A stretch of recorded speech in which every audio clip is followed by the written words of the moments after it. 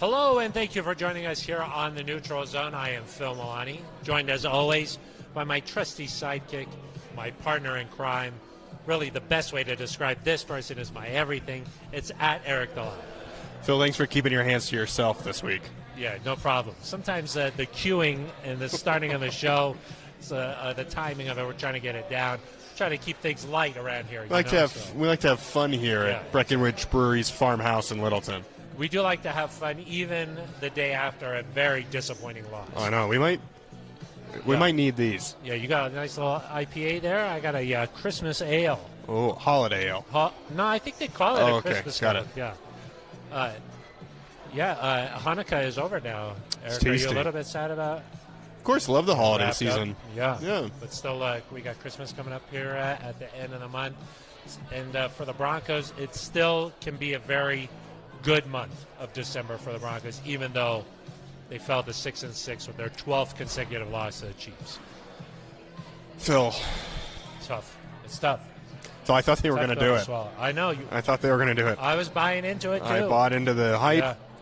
And it's not just that they lost, because I think that there was a scenario where the Broncos lost to the Chiefs on Sunday Night Football where you felt okay. You know, you're like, they're closing the gap. They're playing well. They can go down the stretch here and win 4 or 5. Like, you feel good. And I still believe that that's possible, but just the way they lost was demoralizing. They were never truly in the game after the first quarter, and it got out of hand. It was tough. And we'll be here for the next hour answering your questions here as we're broadcasting live on the Broncos YouTube page. I'm sure you have plenty of questions about this Broncos team, and we'll answer them. Just take it easy, if you will. We are coming to you, like Eric mentioned, from Breckenridge Brewery's farmhouse. We're trying to make it a farm home. And there were some good questions raised this week, Phil. About the status of the transformation. We put up some art. Yeah, we have. So that kind of makes it a Ben Swanson original. Yeah. I would say that we're about 75% of the way to making it a farm home. We need a strong finish. Especially in the holidays. You know, this is where memories are made. Exactly. You know, this is where we'll remember this time forever. So. We need to treat every show like a playoff show. Yes. Like Kareem Jackson. Like win or go home. Yeah. Which we are going home after this. That is true after this. But if you live in the Denver metro area, come on out. We're here every Monday from 6 to 7 p.m., and we start right on the dot at 6. We're never late. PM. Yeah. If you don't live in the Denver metro area, check us out on the Broncos YouTube page. We're live. You could submit your questions. And guess what? What? Ben Swanson is not here tonight. Oh, so we should expect a pretty nice show. The filter should be a lot better because Roy Burton is on it tonight. Yeah, so, one of the best and brightest. Yes.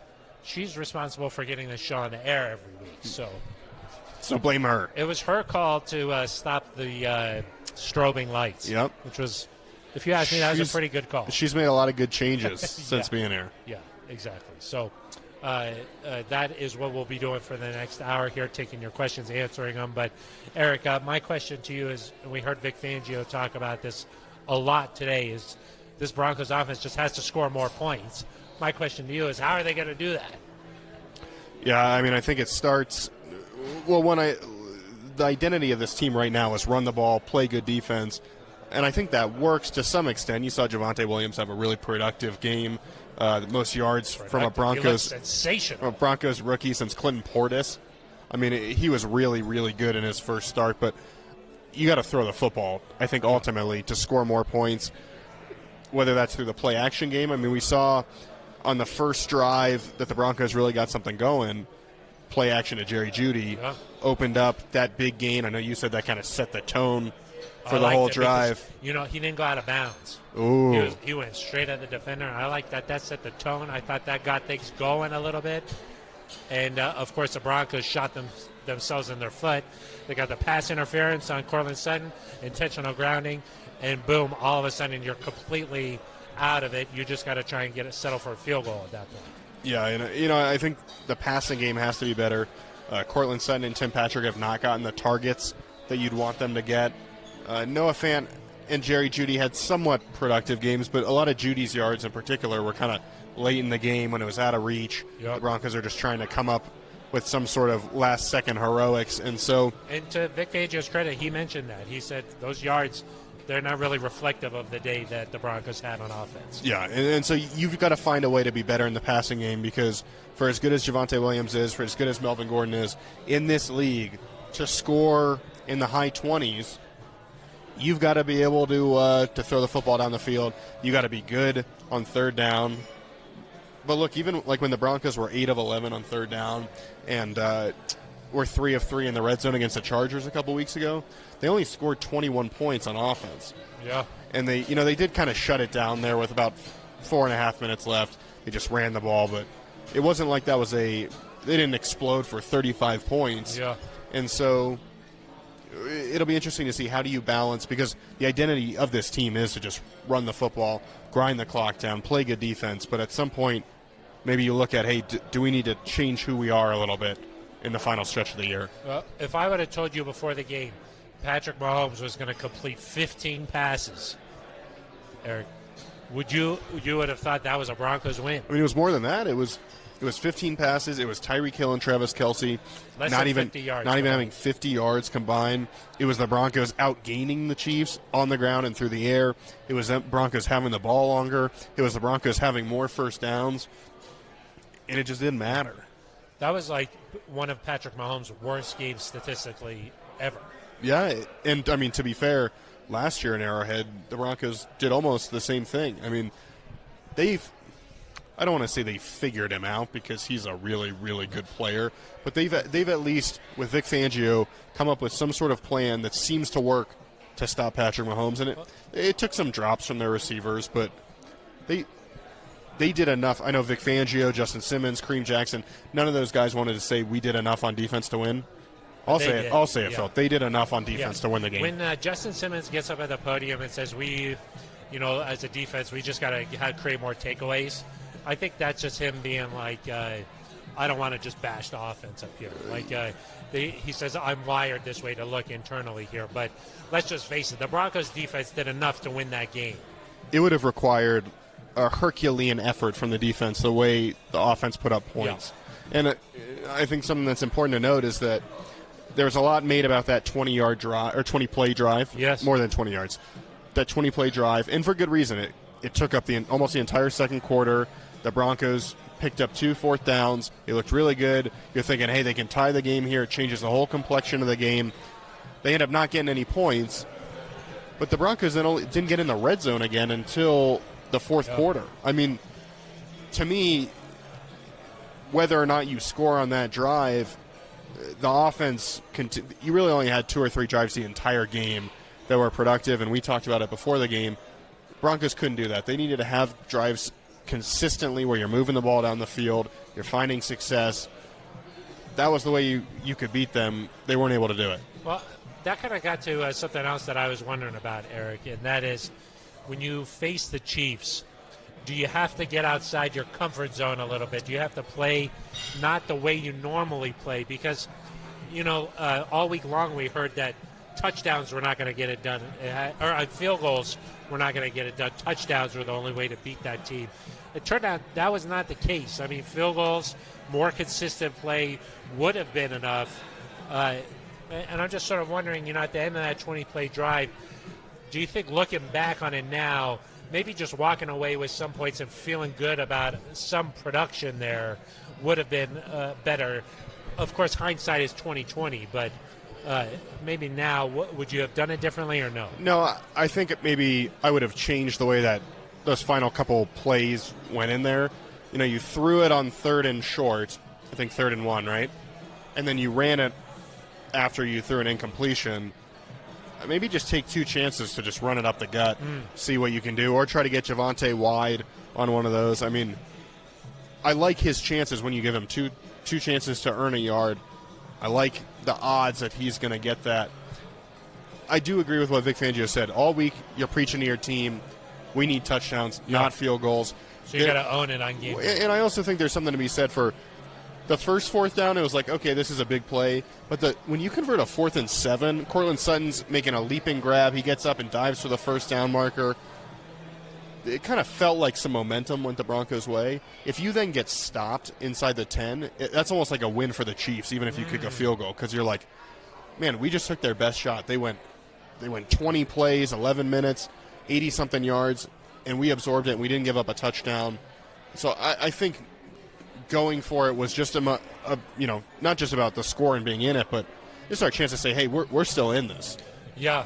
I mean, in the moment, I didn't have a problem with it, but looking back at it, I was just wondering, gosh, if you get a field goal there, you could walk away from a really productive drive and say, we ate up clock like we wanted to, we dominated time of possession. The cameras kept cutting to Mahomes on the bench. He was frustrated, he was just sitting there on the bench.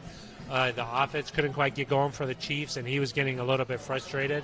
And I think you drive there, you say, we dominated time of possession, and we walked away with some points. The Broncos defense gave up that opening drive for a touchdown for the Chiefs. But after that, obviously the Broncos weathered that storm and dominated the rest of the first half. If you kick the field goal there, maybe you're walking away feeling that way. Yeah, well, I mean, I'd have to look at the exact possession, but it felt to me like after that touchdown, the Chiefs had a field goal, and then was it on that next possession that the Broncos go down? Because if you're the Broncos at that point, you could still be wondering, hey, are they going to – they would have had a minute and a half on the clock. Are they just going to go down and score a field goal here? Because it was 10-0, and then the Broncos scored that field goal. Right. And then at that point, it seemed like things sort of settled down. Yeah, I mean, I just think you worry, hey, if they get a touchdown, now it's 17-6, and you've put yourself in a worse position than you were in. And, no matter what happens, you can play Patrick Mahomes really well. There was still one play. They dump it off to the running back, picks up 30-something yards. They end up getting a field goal on that drive. There's just always a threat of them doing something like that, and so I don't hate the decision. I think it was the right choice. Yeah, I mean, in the moment, it definitely felt like the right choice. I'm just saying, looking back on it, maybe you start thinking, oh, what if you wouldn't have done this? And I don't think the game was lost in that moment. It was pretty deflating, I'll say, to have a 20-play drive and then just walk away with nothing. It was a little bit of a... But then you come out in the second half, Pat Surtain picks them off on the first possession of the game, and you're like, okay, hey, we're back in it. Broncos go 3 and out. Yeah. Throwing another interception, I think, on the following drive. You throw a pick 6 that kind of ends things later. I mean, the mistakes mounted in the second half. If you had just been able, I wonder what would have happened there if after the Pat Surtain pick, if you're able to go down and get some points there. Yeah. How does that change things? Yeah. I mean, that was definitely felt like a game of momentum, switches. Obviously, the Chiefs started with the momentum.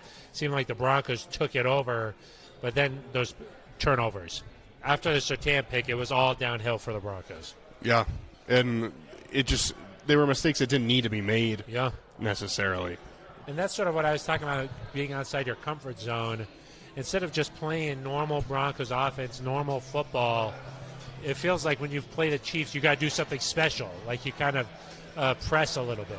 Well, I do think there's something to be said for the fact that they're an aggressive defense, and so they'll send people after you. Steve Spagnuolo, he's going to try to get after you. And they got after Teddy Bridgewater.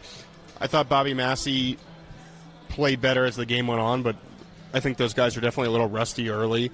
Teddy had a lot of pressure all night long. And so that to me it was just a story of opportunities and the Broncos never quite rising to meet those opportunities. Yeah. Frustrating. Yeah, it really was.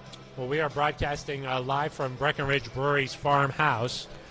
Working our way. We're getting there. Toward a farm home. We're getting there. We're in Littleton off of Santa Fe and Brewery Lane.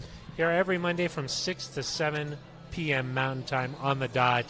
And we're also live on the Broncos YouTube page. And we are looking for questions from NZ Nation here. We got a couple here right now. This one's from Cedo Boy. Cedo Boy. Okay. Cedo Boy.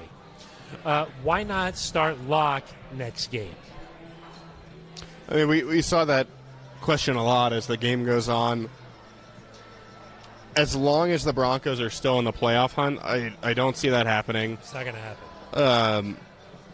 It's not going to happen. And we even heard from Vic Fangio today. Yeah. He said, so he was asked, are you going to make some changes either with the coaching staff or personnel-wise on the field? And he said, no, we've got the guys we've got and we're rolling with them.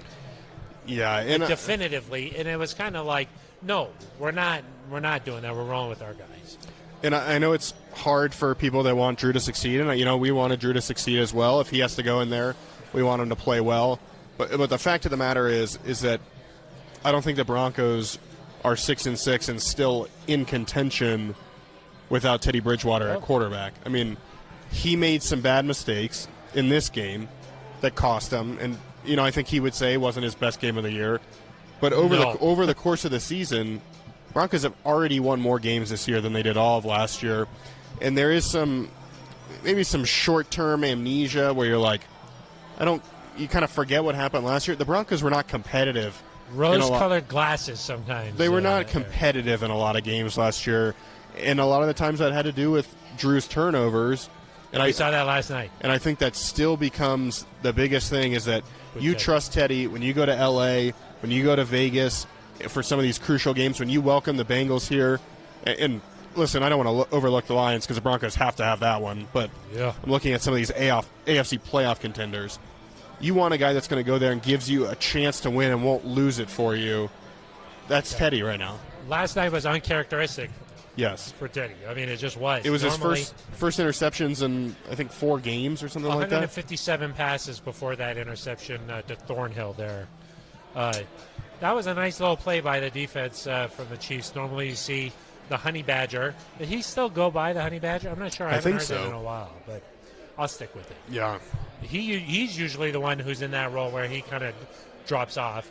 Teddy described after the game, normally the tight end, Thornhill's covering the tight end there. The tight end stays in coverage or stayed in to protect.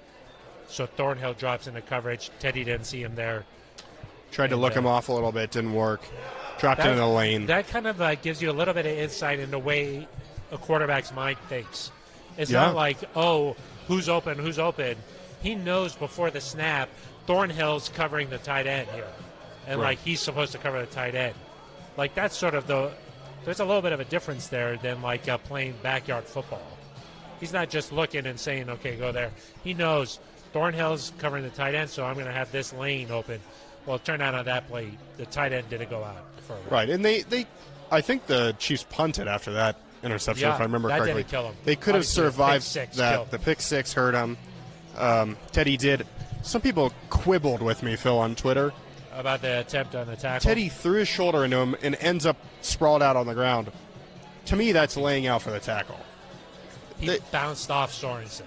Well, correct. I mean, he was not successful. Yeah. But I think he made as good of an attempt as you can ask. People were like, he didn't wrap up and put his shoulder in. He's a quarterback. He's not a linebacker. He's not out there tackling with perfect form. So, I mean, you see Justin Herbert make a tackle against the Bengals this weekend, and you're like, that's a really impressive tackle. That's a rarity. Yes. The fact that Teddy threw his shoulder into him, to me, you're not. After the game, we saw Teddy limping around, too. Yeah. So, let's not act like he's just in perfect health here trying to make a tackle, No, he's got a tibia injury. Sorensen, he, saves his best games for the Broncos. My gosh. This guy's ridiculous when he faces Denver.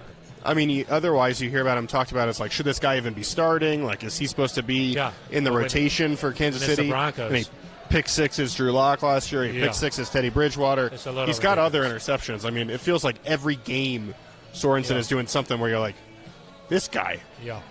So last night, an anomaly here for Teddy Bridgewater. Normally, he's a guy who's going to go out there, not turn the ball over, not cost the Broncos a game. That is sort of what happened last night, but the rest of the season he's been very good about that for the most part, and that's a big reason why the Broncos are 6-6 and still very much in the playoff hunt. Yeah, and they're going to have to win some games in a row here. They can't just They're going to have to score some points. They can't keep doing the every other deal that they've been doing the last few weeks, but if they play the way they did against the Chargers, which to me in that game you made some mistakes, but you still were successful, I think they'll be right in it. It's going to come down to the wire, and you're going to figure out, how to the Broncos are going to be hurt a little bit because they lost to so many AFC teams early in the year. Yeah. That the tie breaks are probably not going to work out super well in their favor. But if you get to 10, you like your chances. It'll be interesting. And regardless, I think even if you get to 9 and 8 and you miss the playoffs, there's value in having a winning regular season for the first time since 2016. It would be very 4-game, 5-game if you get to 10 increase in wins. That would be double. That's not insignificant, and I think no matter what happens next year with the quarterback position, whether it's Teddy, whether it's somebody else, it signifies that the rest of this roster is ready to go. Heading in the right direction is what I would say. Yeah. If you have a 4-game, 5-game improvement, regardless of what's going on in the rest of the league, that is heading in the right direction as a team. I mean, that's just a fact. Eric, I wanted to get to another question here. You know, it seems like Broncos. Who's this one from? This one is from Rodney Garcia. Okay. Okay. Thanks, Rodney. It does seem like Broncos country, for whatever reason, they attach to some players and they just dislike other players. Okay, and for whatever reason. Okay, one is Drew Lock. They love Drew Lock. They want to see him playing over Teddy. Another guy that Broncos country has been a little bit sour toward is Melvin Gordon. Oh. Okay, a lot of commentary about why is Javonte splitting carries with Melvin Gordon. Well, Melvin's been really good this year. Yeah, he has. He has been. Rodney's question, though, is Mike Boone looked great yesterday, and Williams also looked great, obviously. Is Melvin Gordon's time up in Denver? Well, his contract is almost up. Yeah. And you tend not to trade up to draft a running back in the second round if you don't want him to be your featured back. I'd imagine Melvin still wants to get paid like a top back. He's mentioned he wants to stay in Denver, but we'll see what happens there. But it is interesting the way that I'm trying to think of the right word here. Melvin has not necessarily been embraced the way he would probably like to. And some of it has been, he was with the Chargers for a long time. I think that was part of it. He came in and Phillip Lindsay was the hometown kid. Yep. And people viewed it as Melvin Gordon's trying to take carries away from Phillip Lindsay. Yeah. That's not fair to Melvin. There are some fumble issues, and I guess still are some fumble issues that's a legitimate concern, but Javonte's had those issues at times this year. Got lucky to recover one against Kansas City yesterday. Yeah. That would have been bad. Yeah, nobody even, the negative plays, if they end up not being that big of a deal, you don't really pay attention to it. But the fact is, he fumbled. It just bounced right back up into his hands. Yeah. Nobody even thinks about that. That was early enough in the game, too, that if that had... Would have been bad. That would have been bad. So there's that, and then I think the fact that this team talks about, hey, we want to go for it this year, and Melvin chose to work out on his own for a while this offseason. There's reasons. Little things here and there. But I think it's not necessarily fair to Melvin to... No. I don't know if he ever had a fair shot necessarily, but to work back toward the question, I think the Broncos are in good hands with Javonte Williams, obviously, and then Mike Boone, they haven't played him for whatever reason very much this year. Got his first carry as a Bronco against the Chiefs, but he seems to me, Phil, we talked about him as like a change of pace back, kind of speedy. He lowered his shoulder and ran through somebody on a couple of those runs. I was going to say, he seems like a little bit better of a complement to what Melvin Gordon and Javonte Williams do. He's a little different than those guys, where Melvin and Javonte are built very similarly. Yeah. I think that Mike Boone he does have a little bit of maybe of a different gear he can get to. He's a little bit faster maybe in some situations. And I don't want to take anything away from Javonte Williams because he was outstanding. I mean, the way that he's able to break tackles, it's like, the book is out on him that he runs this way and they still can't do anything about it. So, Javonte deserves what he's getting here, the praise. And we haven't seen necessarily a situation yet, and this could be partially Javonte, partially what the offensive line is doing, but we haven't seen him like an open space where he could just take off. Yeah. And Melvin did do that against the Giants, where he took off for, 75-yard touchdown? 70, I think, yeah. 70-yard touchdown. So I just think that let's give Melvin a little bit of credit here. He has been a dynamic weapon for this Broncos offense. Oh, yeah. Led the team in touchdowns heading into yesterday's game. And I think that they could have used Melvin at times last night against the Chiefs. Yeah, and I mean, I do think Javonte did a really good job not having too many negative carries, falling forward, playing good football, but certainly over the course of a season to have another guy like play Melvin. Like that, come on. I mean, I do think that Javonte's amazing, but to play the way he does, if he were getting 30 carries a game for 17 games, you're going to get banged up a little bit. You're going to get banged up. So it's important to have a guy like Melvin who can spell him a little bit. I agree. Eric, another question here. This one's from Zaptoot. Oh, we're back. Yeah, back. Zaptoot, thank you very much for joining us here on a Monday night. Hoping you two can cheer us all up. That was the question? That was a comment. According to Roya. Thanks, Roya. I mean, what do you think? Appreciate that. So what are some reasons? Does Broncos country need a little bit of cheer this holiday season right now? I think they might. So what are some reasons for optimism? And I guess when I think about it, Phil, I think you're firmly in the playoff hunt. That is a big reason for optimism. And for the last 4 years, even going back as far as 2016, like late in that season, you were kind of did not matter. You were falling out of it. This year, you're firmly in it. You've got to play some good football. You need a win against Detroit. You need to probably go, and then you need to find a way to win 3 of the next 4, and that's going to be difficult to get wins in any of those games. But you get Cincinnati at home. You get a rematch with Kansas City at home. You get to play a team in L.A. that you've already beaten. And then the Raiders, this team is going to be motivated to play them because of how that first game went. The Raiders are not quite the same team they were without Henry Ruggs, I don't think. No, they're missing a little bit of explosion. And so certainly the way Ruggs played against the Broncos. I think you look at the rest of their schedule, the Broncos' schedule, and you say any of the next 4 games, certainly, so Detroit, Cincinnati, Las Vegas, Los Angeles, you think Broncos have a great chance of winning many of those games. The issue is you probably need to win all of them. Well, let me ask you this, Eric. It does seem like when the Broncos play really well, they can beat just about anybody. Yeah. That's a reason for optimism, knowing that, look, when you line it up, it doesn't matter who you're playing against that day, the Broncos have a chance to win. So that hasn't necessarily been the case the last couple of years here where you're just not, some of those games you were pretty confident that it might get out of hand. That's not the case heading into games anymore. No, and I know people are frustrated because you're still not in the playoffs. You're not a Super Bowl contender right now. But the fact of the matter is, Phil, last year, 0 of 7 against teams that went to the playoffs. Yeah. The year before that, 2 of 5 against teams that went to the playoffs. Yeah. That's 2 of 12 across those 2 years. They're 3-2 this year. Yeah. Against teams that are currently in the playoffs. I think you asked Vic Fangio that. I did ask that. He just said, we're a better team. Yeah. And it's true. And I think if you looked at this year in a vacuum, let's forget that 17, 18, 19, and 20 ever happened. If this came after 2016, or even after 2017 where you had a bad year, you'd be like, okay, we're moving back. We're in the right direction. The only reason there's such frustration is because it's gone on so long. But 12 consecutive to one team. I mean, that part is frustrating, yes. We're frustrated by that, Eric.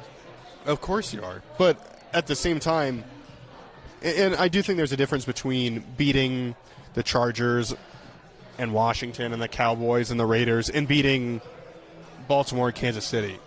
Like, you can say that, hey, this team is good enough to beat some of these wild card contenders. Maybe they're not quite there where they can beat the AFC's elite.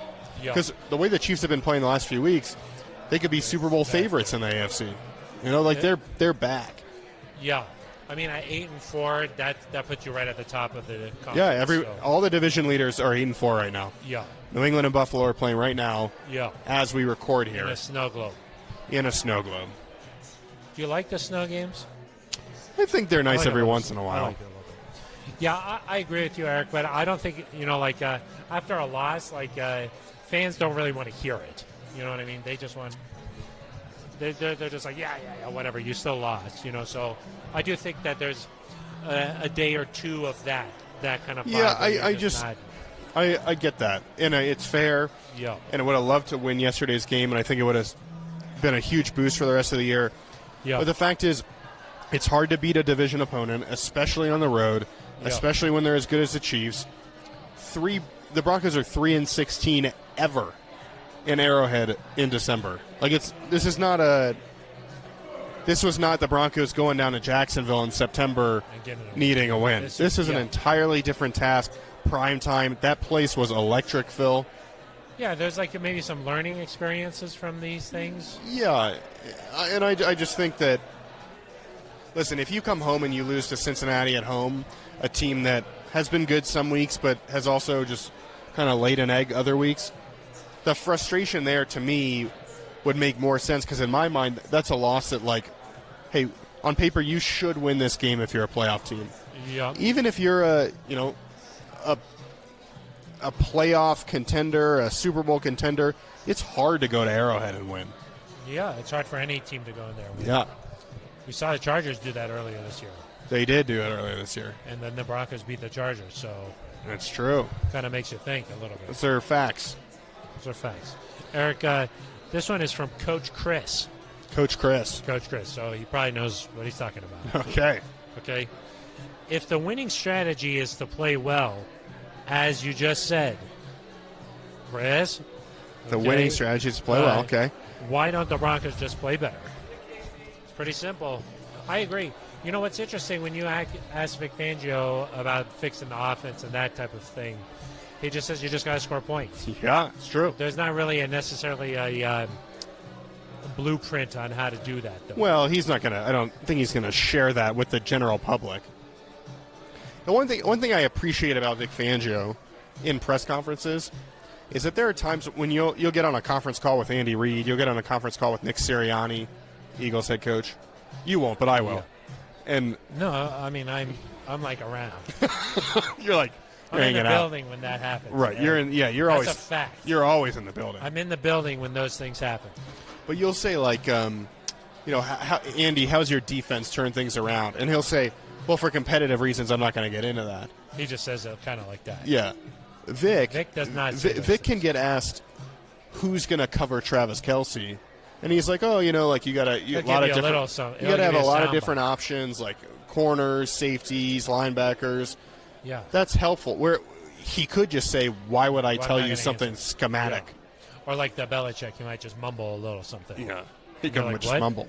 I mean, I appreciate that about Vic is that there are questions that get asked probably once a day, where you're like, if he actually gave you an answer, he would reveal something to to the opposing coach that would hurt the Broncos, but instead of just being like, next question, or I'm not going to talk about that, he gives you something that's usable as a reporter. Yeah. Yeah.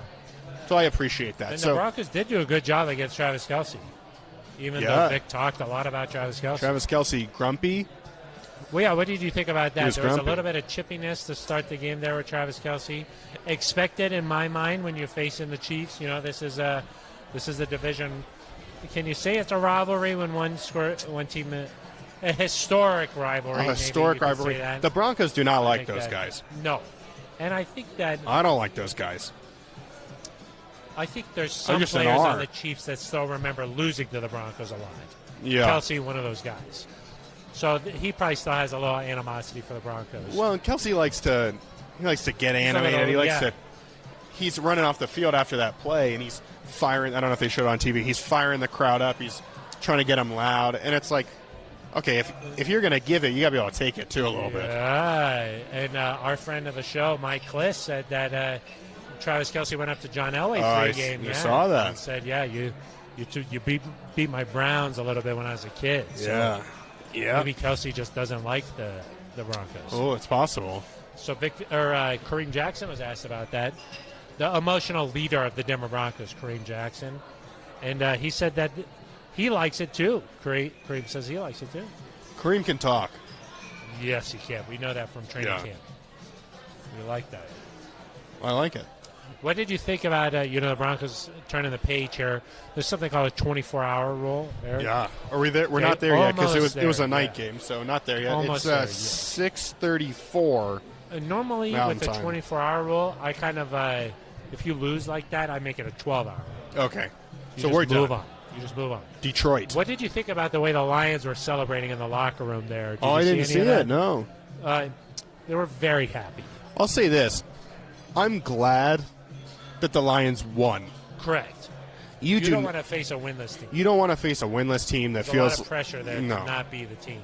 The Lions, I hope, just take it easy, guys. You earned it. Yeah. Celebrate this week. Enjoy your kneecaps. They're probably full. They had a lot of kneecaps. Yeah. But, I mean, the pressure of having to play a winless team is just – you don't want that. But Jared Goff, he's capable of doing some things. Yeah. They haven't been successful as a team, but they've been pretty close in several games.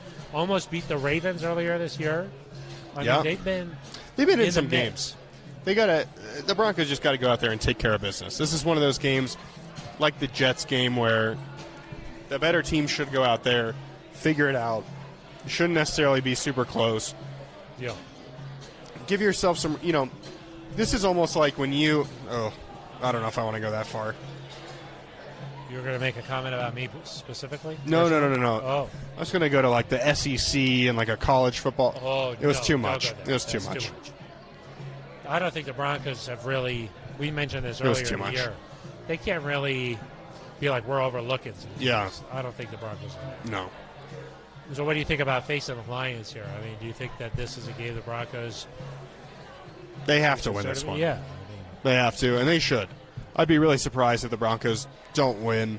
The Broncos may not be Super Bowl contenders, Phil, at this moment, but what we've seen is they've taken care of business for the most part against not good teams. And that's what they got to do again. This kind of falls into that category. This falls into those. This is the Jacksonville Jets. The kind of the Giants. Yeah. I would say this is kind of like one of those games where you just got to win this one. Yeah. Otherwise, it's done. It's over. Yeah, because then you got to win 4 in a row against just a really tough slate. Oh, we got another one from Rodney Garcia. What do you think about the final game against the Chiefs this season? Week 18, January matchup against the Chiefs. So here's something interesting, Phil. I like the playoff machines. There's all sorts of them. There's the New York Times playoff machine. There's a 538 playoff machine. There's ESPN. The New York Times one is interesting to me because you can see a percentage for each game that you pick and how it impacts the Broncos' chances. Okay. Something that's interesting is that 10 wins might not actually get you in. Might not. It might not. Yeah. There are ways where, like as we're recording this, Phil, it looks like New England is winning their football game.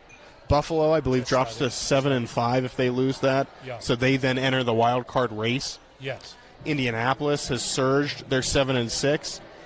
Each division has 2 really good teams, at least 2. Yep. And so there's a chance that there could be more than 3 10-win teams. And if that's the case, the Broncos could be hurt by their AFC record, as we mentioned before. Yeah.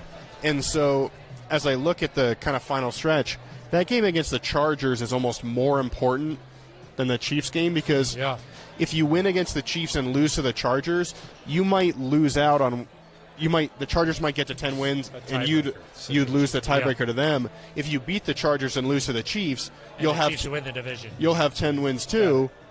But the Chargers probably are not now in that 10-win conversation. Yeah. You're okay. So that's kind of assuming that the Chiefs go on to win the division. Yes. Yeah. Do you think that I'm not sure the Chiefs lose more than once again the rest of the year. I was going to say, do you think that game at the end of the year, do you think that the Broncos have a better chance of snapping this 12-game streak? Are you suggesting that maybe Chiefs don't have anything to play for? No, in general, just I would think that the Chiefs will have something to play for. I would think so too. One team gets a bye this year, which hurts the Broncos. In previous but there's also 7 playoff spots, so that helps the Broncos. Yes, but I mean the idea of having just one first-round bye means that the top teams aren't just resting guys, right? And with tie breaks and all sorts of stuff, hard to know how that's going to turn out, but. Yeah, Many teams sitting at 8-4, it suggests that there's not one team just running away with it. Right. I think the fact that it's at home, you just had a good defensive performance against them. Maybe you're on a roll and you've won some games. Like say you go into that game, and just for argument's sake, you got to beat the Chiefs to get into the playoffs. I mean, what more can you ask for? And I don't know if the Broncos to get to that point. Yeah, I don't know if the Broncos will be able to get it done, but I would hope you're able to keep it closer. At home, that would be sweet, huh? Yeah, I mean, that's about as good. If you could a Week 18 win, I mean, it's possible, Phil, that if that were the case, it could be flexed again. Yes, because they like it if the final game every on year Sunday that Night final Football. game on Sunday Night Football is either for a division lead or for a playoff spot. Yeah. And so, I would doubt they'd have the same exact matchup, but it's possible. Well, I mean, in 2016, the Broncos They've and done Chiefs were Sunday Night Football twice. Yeah. In Denver in Week 10, then in a Arrowhead Christmas on night. Christmas night. So, yeah, I'm not positive, and maybe they're I think less it's likely. happened before. Maybe they're less likely to do it because of what just happened yesterday. But Yeah. certainly, if there's no other games with a playoff spot on the line, Yeah. and it's win and you're in, that would be exciting. I just think that if you're in games late in the season that matter, Yeah, that's what I'm looking for here. I still think that even after yesterday, at home, the way Teddy has generally played this year, the way the defense feel has played better against chance of Mahomes the last two times, you feel like you have a chance. Yes. I'm not sure what Swen means here, but he says give Brett Rippon an opportunity. Swen. What do you mean you're not sure what he means? He's pretty clear there, I think. She. Do you think Swen is serious about that, giving Brett Rippon a chance? I don't know. Swen, that kind of sounds like Swanson. Swanson. And Ben Swanson's Swanson not chiming here in. tonight. He's sending in some comments from the road. Yeah, that would be nice if he did. I don't think Brett Rippon's Need going to some get a more chance. comments, I think, here from Broncos Country, EDZ Nation. I think we need some more comments here. Coming to you live on the Broncos YouTube page. Yep, I know fans are upset, though, today. they are. They're just a little bit sad, I would say, so probably not a lot of usable comments. Probably very sad. One thing I wanted to talk about a little bit, Eric, is just Cortland Sutton, Yep. Tim Patrick. They got those two big deals going to be around for the foreseeable future here. Any concern in your mind that the fact that after they've signed those deals, not really being as productive as we've seen in the past? No, I think some of it's matchup based. That against the Chargers, you saw a run defense that you could take advantage of. I think against Kansas City, again, you found success with Javonte on the ground. You want to shorten the game. And it's not like they didn't take shots. There were certainly times down the field where Teddy Bridgewater looked for Tim Patrick, looked for Cortland Sutton. There were a couple where balls go off their hands. They're not quite able to make the catch. And if they haul those in, you're probably talking about this differently because those were 30, 40 yards down the field. They'll get involved. And certainly when it comes to you can't just think about these few games. You have to think about the long-term future of the organization, of the team. Of course. And when you can have Cortland Sutton, Tim Patrick, Jerry Jeudy, Javonte Williams, all those guys kind of locked up for next year, for beyond next year, I mean, that's worth it even if, like, over these next few games, Cortland Sutton's not posting 100-yard games. Well, how do you think they could get Cortland Sutton a little bit more involved? Because we know what Cortland Sutton is capable of doing. Yeah. You know, like I think back to that Steelers game. I mean, he got the Broncos back in that game almost single-handedly. You know, and I know that Vic Fangio was asked today about, hey, when Jerry Jeudy and Cortland Sutton are out there together, Sutton's targets have gone down. I mean, that's just a fact. So he was asked about that. He said, that's not something I'm concerned about. We know that Cortland needs more opportunities here. So, like, do you think that there's something that Shermer or maybe even Teddy could do just to say, look, we're going to try and game plan him into the offense a little bit more? Yeah, I mean, I think you have to be careful, I guess, of doing that because I think in the preseason when Teddy didn't have success, he came off and said, I was trying to force the ball to Cortland. Yeah. I was trying to force the ball to who was coming back? Maybe Albert O was coming back. I was trying to force the ball to those guys. Bad things tend to happen when you're forcing the ball to someone just for the sake of getting him the ball. I think they'll figure it out. Again, it's all a balance, right? Like, if you're going to give Javonte Williams 25, 30 carries and you're not sustaining drives, there's not going to be 30 targets to go around. There's not going to be 25 targets to go around. I mean, I don't know how many times Teddy threw the ball yesterday, but 40-something, I think, maybe. Really? Something like that, yeah. Yeah. And even here, Jay Bet That Dude, he comments, he goes, it's not Sutton and Patrick's fault. They don't really get the targets until late in the second half. yeah, I mean, I think yesterday Teddy looked for him earlier. Cortland did have a couple big catches. Tim Patrick had a nice catch. There's flashes. Yeah. It just needs to be a little bit more consistent. And we've heard Vic say this, and something has to change to get this to happen. But when you go 3 and out or you don't have a long drive, you don't have 10 plays. And so instead of 10 plays to spread the ball around, where maybe Cortland gets 2 targets, Javonte gets 4 carries, Judy gets 2 targets, and Tim Patrick gets a couple targets, now all of a sudden it's a 5-play drive and it's 3 runs and 1 target to each guy. Like, you have to be successful, and that then builds more success for the other guys. Do you think, though, like, say if you're an opposing defense, right, and you're looking at how you're going to slow down this Broncos offense, there's a lot of weapons out there. What do you think that they're trying to take away? I think they're trying to take away the deep play. And just let Javonte do his thing, because it's not really leading to a ton of points. I think they're going to say, Denver, if you want to shorten the game, you want to run the ball, go for it. And if you get to the point where the Broncos are scoring 28, 30 points a game on that formula, then that's fine. Change. But the longer a drive is, that's the thing. There have been 4 drives of 18 plays for the Broncos since 2001. Only one of them has ended in points. That was a field goal. Yeah. There's something to be said about when your drive goes on that long, it kind of signifies you haven't had a huge play. No explosives. And, time and time again, you talk about defenses that bend and don't break. It's because at some point you expect the offense is going to get called for holding. Yes. They're going to make a mistake. They're going to throw an incompletion on 1st and 10 and put themselves in a bad spot. Yeah. Like, if you just hold up long enough, a defense is going to generally find success. Yeah. What about we got a question here from Kyle Cotton. Okay. Kyle Cotton. What do the Broncos need to do to improve our red zone offense? Kind of get into what we're talking about here.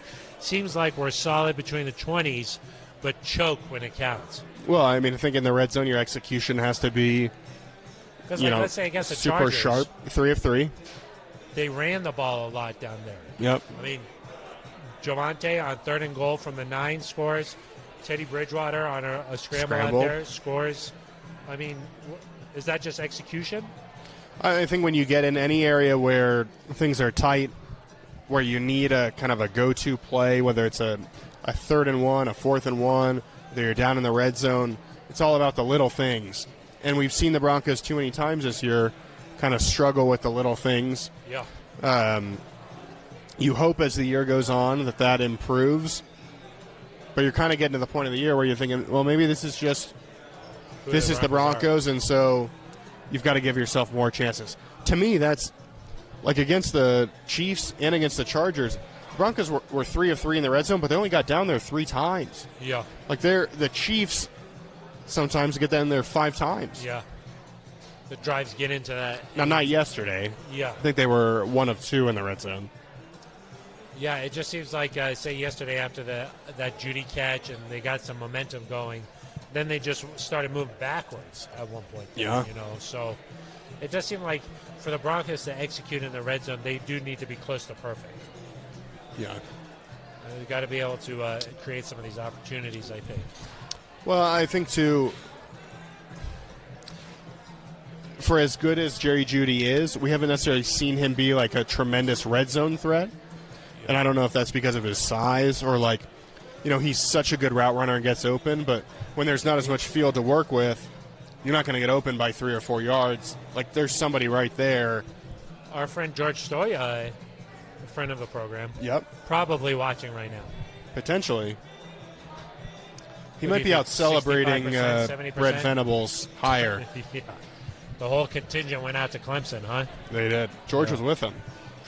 Really? I heard that. Stoya, he's selling. Yeah, the program. Stoya. Yep. Wow. He tweeted today. He said Jerry Jeudy has not scored a touchdown this season. How is that possible? I mean, I think it's when you get in the red zone and things are tighter. Say you're at the 5, and you can have 2 safeties in the end zone, and so you get away from the corner right off the line of scrimmage, and there's somebody there waiting for you. It's not as easy, and so I don't know if that's a product of this offense, if that's kind of if Jerry Jeudy is going to be a great middle of the field player and not a red zone threat. we'll have to see what happens. Eric, when I watch other teams play, it does seem like their top playmakers for the opposing teams, they really just they find a way to create a problem, and then they continuously hit that problem over and over and over. Well, I mean, the Broncos did that yesterday with Javonte Williams. Yeah, but it didn't lead to any. It's hard to drive down the field and score touchdowns. It's hard, and I think I couldn't hear the broadcast, but it was relayed to me that Chris Collinsworth said on the broadcast, it's great to run the ball like this, but at some point, you're going to have to be able to throw it down the field. Yeah. Do you think that it's setting it up, though? Like, at some point, the Chiefs must have been like, enough. Well, and like the Jerry Jeudy catch, like we mentioned earlier, that came off play action. Like, that was from the moment that route started. I didn't even see the play action because I was like, Judy's wide open. You just saw it. I was like, in the press box, I was like, Judy. Judy. And I was like, throw the ball. I want Judy to have more targets. I know you do. Is that what you think? Well, if Jerry Jeudy, Cortland Sutton, and Tim Patrick have a combined 30 targets, and that means that you run the ball 10 times, people are going to be like, run the ball. You can't have everything. It's got to be a week-to-week league and what you're doing. The Broncos are almost like they have so much talent at the skill positions that it's not a situation where like you're just going to X guy, you know? They're a little too good. No, I mean, you'd prefer this, but I do think in some extent, to some degree, like Cortland Sutton's Pro Bowl chances are hurt by the fact that there's other really good players on the offense. And he just doesn't. Like, think back to 2019. Have the opportunities. Think back to 2019. They were like Tim Patrick was still coming into his own, kind of. I think he was injured for part of that year. I think about a lot of big Cortland Sutton plays.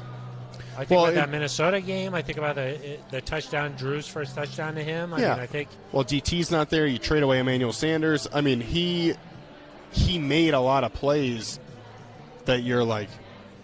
He had those opportunities. Is Cortland Sutton better in 2021 than he was in 2019? I don't know. It's hard to answer that. I don't know the answer to that. I don't think you can like definitively say no, but I don't know if you can definitively say yes. But when they've gone to him 10 times, like in Jacksonville, he looks just as good. Yeah, he does when they use him in certain situations. He does.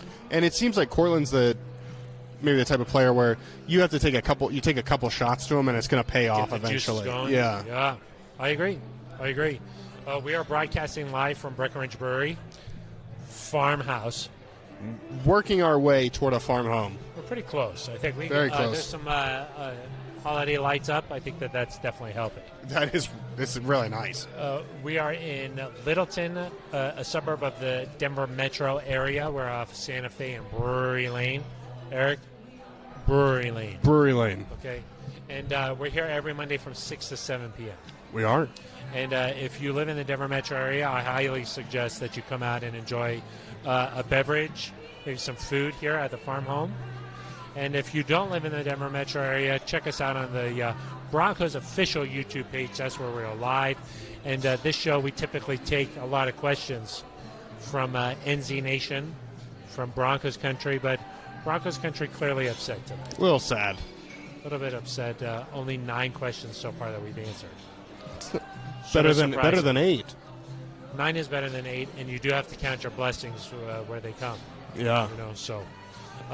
Broncos country clearly upset, but Eric, I do have a feeling that 5 games down the stretch here, I do think that with the Lions coming up next, there is an opportunity for the Broncos to get this bad taste out of their mouth, get back out on the field, and one thing that is true about this league, and certainly in this market, week to week, things really change. Like, you lose to the Eagles, it's the worst thing ever. It's a bye week, whatever. You beat the Chargers, it's the greatest thing ever. Yep. You lose to the Chiefs again, it's the worst thing ever. This is sort of life in the NFL. It is. And if you if you beat the Lions, I don't think that opinion is necessarily going to change very quickly. Like, you're probably going to have to then beat the Bengals to really convince people that you're back in it. But I think people will be saying they're 7-6. They look good against the Lions. Blah blah blah. But I mean, you kind of get to the point where this Lions game could kind of be like one of the early ones in the season where you're like, okay, we need to see it against a good opponent. So, to me, take care of business against the Lions like you should do at home. And then I'm really excited 2 weeks from now to play the Bengals. That to me will really signify, is this team in it for the long haul this season? Are they going to be right in it? Because if you beat those guys, then it's, to me, it's at least somewhat realistic that final game of the year is going to mean something. Like, you beat the Chiefs and you're in. Yeah, well, I mean, I think if you beat the Bengals, that means you're going to have to tie break against them, potentially, unless there's like a million teams all tied and there's weirdness there. But it's every game now. An AFC team, a team that's right in the mix with you, and so I think that these are big games coming up here for the Broncos. Coach Chris wants to know, what's the difference between a farmhouse and a farm home? What would you say? I think a farmhouse is just somewhere where you might show up to after work. Farmhouse you is like swing sort of by. It's like the building. Yeah. That's the house is the actual structure. Yeah. But a home is where there's love, care, takes. Friendship. There's takes. I will say, I want a quick shout out to some of my college friends. Yeah. They've made the journey down here to Littleton. That's nice. It was very nice to support the podcast. 4 or 5 college friends out here for you? Yes. It's very nice. Danny. Yep. Drew. Yep. Our friend Trevi. His name's Mike. Is there going to be a quiz after this? No. Those are some of my roommates from college, and then also my friend Rochelle. So shout out to those guys. Of course. They help make it a farm home. They do. And can I just say, so nice that your college roommates care enough that they would come out here to your the farm home. Your college roommates, what do they do? They're not here. That is strange. Huh? Yeah. They don't even watch. But I do think that they don't even watch. You. I don't know about that. Yeah. They usually leave some comments, I think, On this? Usually. Some people that you could have fooled me. I will say, I think earlier in the year, your dog and your wife were out here. That's true. They care. So they care. They care. Family and friends make it a farm home. That's right. My last question for you here as we wrap up the show, Eric. Is it from George Stoya? No. It's more of an overarching thing, but got it. 5 games left for the Broncos. Everything they want is ahead of them, in front of them. They control their own destiny. Do you think that the Broncos go, simply put, as Teddy Bridgewater goes? Yeah, I do. The defense all year, you talked about this secondary can be incredible. The pass rush can get there. The linebacker core is good enough. That's true. The secondary's gotten to the point. I'm not worried about the secondary. Yeah. I'm really not concerned about the entire defense. Pat Surtain, I know you're a little bit peeved about. I thought that he could have hit Patrick Mahomes there at the goal line. Yeah. I'm not worried about it. If an opposing player, I don't care what position it is trying to enter the end zone, they should be hit before they enter that area. Broncos country is a little interesting in that, Pat Surtain has clearly been playing as good as anybody on the team. Really well. He's been playing well. And yet the second he decides to, pull up for 1 second. He shouldn't have pulled up there. Well, but I think that is I'll say on that play, it looks like Mahomes is going to step out of bounds. He's sliding to his right, and then at the last second he shifts back. I can understand Surtain not wanting to get a penalty. Anyway, I just think it's interesting that for as well as he's playing, of course, all of a sudden on Twitter, people are tearing him to shreds. It's this might be one of your top 3 players on the team, and you're tearing him to shreds. Yes. I don't get it. That's why players don't go on to Twitter. Anyway, defense, not worried about. We know what Javonte Williams and Melvin Gordon can do. We know what these wide receivers can do. It is all about Teddy. When Teddy has played well, the Broncos have won football games. When Teddy has struggled against the Raiders, against Kansas City, Cleveland, he was injured, but in those situations, the Broncos have lost. And so if Teddy can come out and play some of his best football the rest of the way, I really like the Broncos' chances to make a push. Maybe you don't quite make it, but you're right in that mix. If Teddy does not play his best football, it's going to be tough to get there. Yeah, I mean, I think that last night, you say if Teddy plays really well last night, the Broncos win that football game.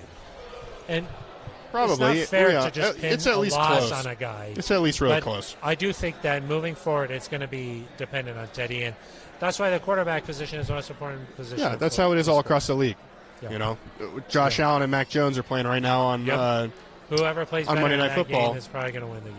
Those guys are going to decide how far they go. Yeah, all across the league, it's that way. And that's why, teams like the Bengals. Yep. Their roster isn't as talented as the Broncos, but because Joe Burrow plays well, they win games. They're right in it. Justin Herbert plays well. The Chargers look like a completely different team. So this is the way the league goes. And the Broncos, they're riding with Teddy. They've shown significant improvement this year under Teddy, and they're going to ride the rest of the way with him. So we'll be back on Thursday for a much more in-depth breakdown of the Broncos game coming up against the Lions. This game more of a reflective one, and now we're ready to turn the page, Eric. That's right. It's behind us. We're ready to move on and look ahead for brighter things for this Broncos team. Thank you very much for tuning in here on the Broncos official YouTube page. If you made it out here to the brewery, thank you very much for coming. It's going to do it for us. For Roy Burton, behind the scenes, getting it done tonight. No thanks to Ben Swanson. No. The guy's worthless. That is going to do it for us. For Eric Law, I am Phil Milani. You've been listening to The Neutral Zone.